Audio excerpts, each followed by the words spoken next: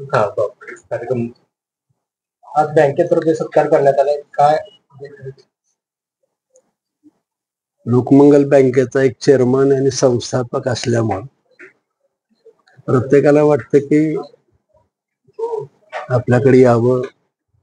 मलाही वाटलं या परिवारानं माझ्यासाठी खूप काही केलेलं आहे, त्यांचे आभार मानावे म्हणून आलो होतो. सर्वांनीच मिळून सत्कार केलेला आहे.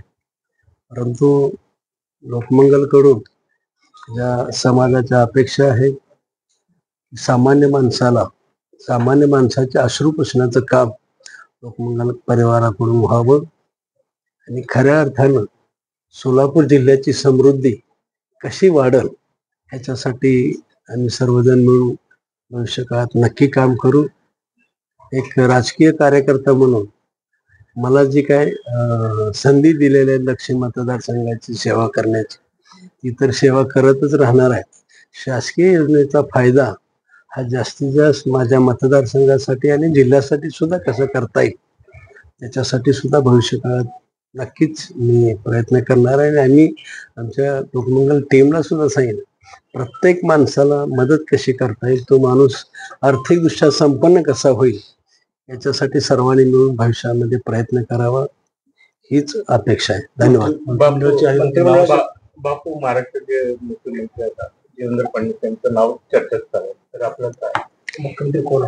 मला असं वाटतंय की 2014 ते 2019 देवेंद्र फडणवीस साहेबांनी मुख्यमंत्री पद हे सक्षमपणे केलेलं आहे आणि ते निभावत असताना सुद्धा महाराष्ट्र उंचीवर घेऊन गेण्याचा प्रयत्न केलेला आहे.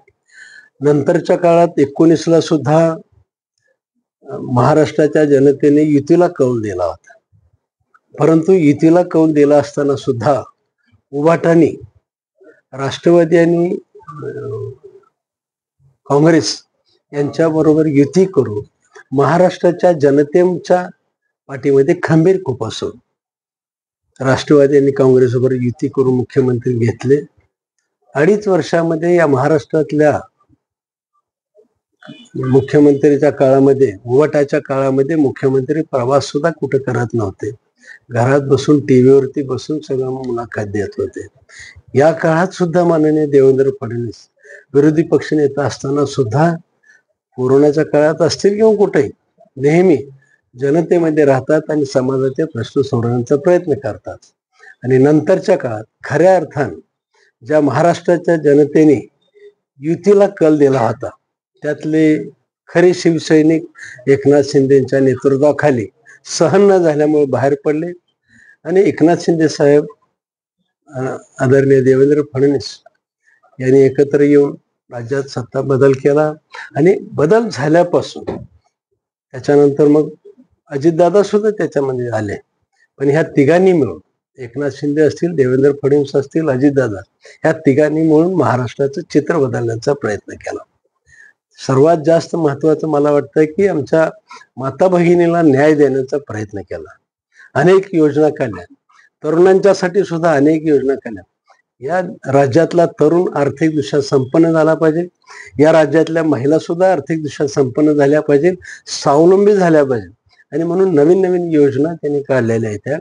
याचबरोबर या राज्यातला शेतकरी समाधान राहावा म्हणून वीज मोफत देण्याचं ठरवलेलं आहे.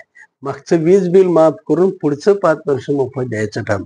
या सर्व गोष्टी जर करायच्या असतील, ही धमक आणि संख्याबळ सुद्धा असं जर विचार केला तर कमी जागा घेऊन सुद्धा सक्सेस रेट चांगला दाखवलेला आहे.